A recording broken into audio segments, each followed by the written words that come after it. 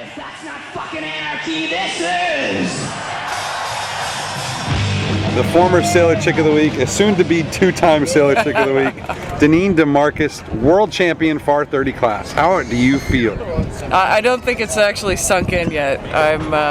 Obviously I'm really ecstatic about it. We've worked very hard, and I've been trying for many years. This is my 9th Farr 30 World Championship. It's like, oh God, isn't it time yet? So I'm very, very happy. Now, you know, we had an incredible time spectating today. It was fascinating racing. You know, you guys had an unforced error at the top mark, and things were looking dim. And then you started to claw back, and then your husband pipped you at the line by about a foot.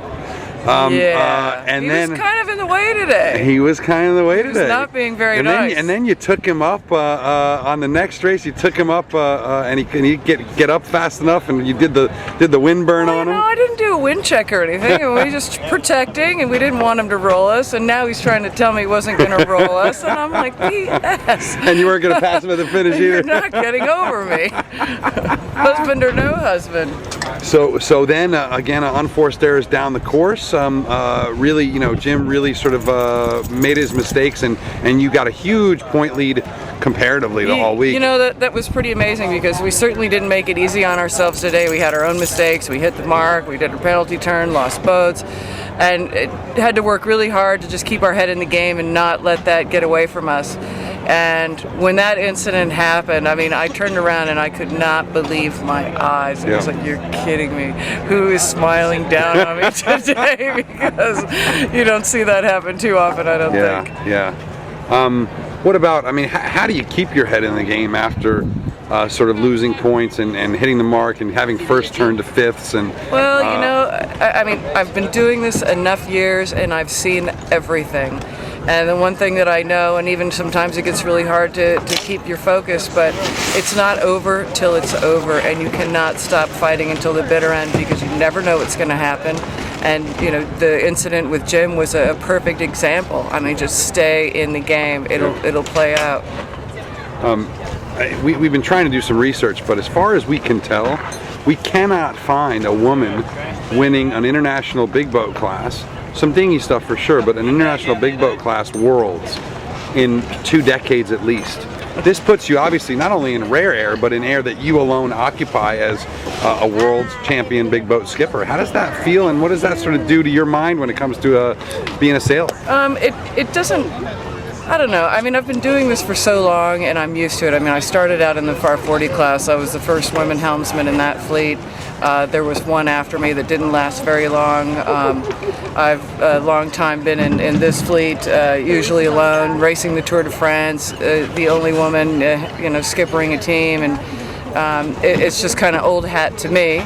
And I think in the beginning, it made it harder. People kind of didn't give me any respect, and laughed at me and didn't really think I was very competitive. But over the years, we've definitely proven to be top competitors, and for a long time now, we do get respect. We've earned it. We've been working hard for years, and now you are the best. And it doesn't. Well, as I said to Jim Richardson, I said, Jim, finally the day has come where I can say you are a queen, and today I am the queen. Right on. So, you know, you and I talked last year when we were in France together about some other things you were thinking about doing, maybe TJB. Obviously, that's not happening, which goes off here shortly. Unfortunately, Jeremy and I didn't get the funding together, and he ended up going with Paprec Verbach.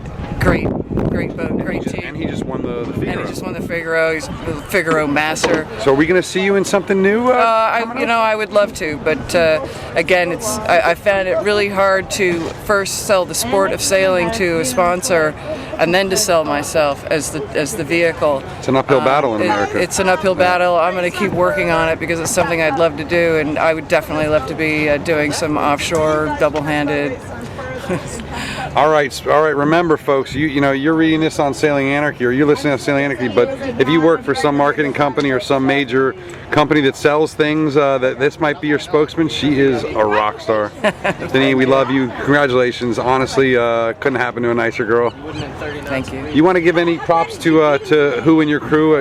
Tell me about your whole crew. Everybody on my crew. Cameron Appleton. He's been sailing with my husband on the Farr 40 for the last few years. Been doing a great job with him. I stole him.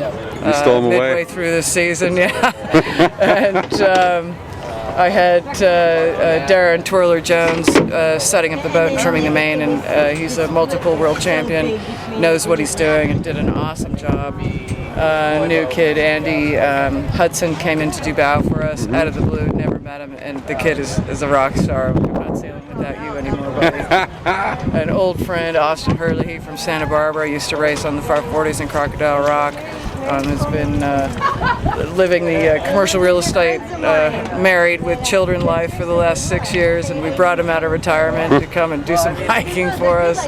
Little Cameron Beal, trimming the jib, done a lot of sailing with Cam, and actually throughout this event I really watched him mature and take a big leadership role on the boat and work hard, and it was awesome. And then we have Patrick Gavin Burns, another newcomer to us, working his heart out, and I appreciate that. Everybody works so hard and couldn't have done it without him. Right on. And my boat captain, Rob Hunting. And Rob, obviously. Rob, the hardest working Oompa Loompa in the sport. Rob's been with us since 2003. My boats are always impeccably prepared, and I couldn't do it without him. He's an awesome man. Well, one final question. If you had lost by 1 point, would you have just turned your husband down for the next 3 months? After he pipped you at that mark, at that finish? No, I could just just blame it on Scotty. You blame it on poor Scotty? All right, Deneen, congratulations again, and we hope we hear from you soon, hon. Thank you. Cheers.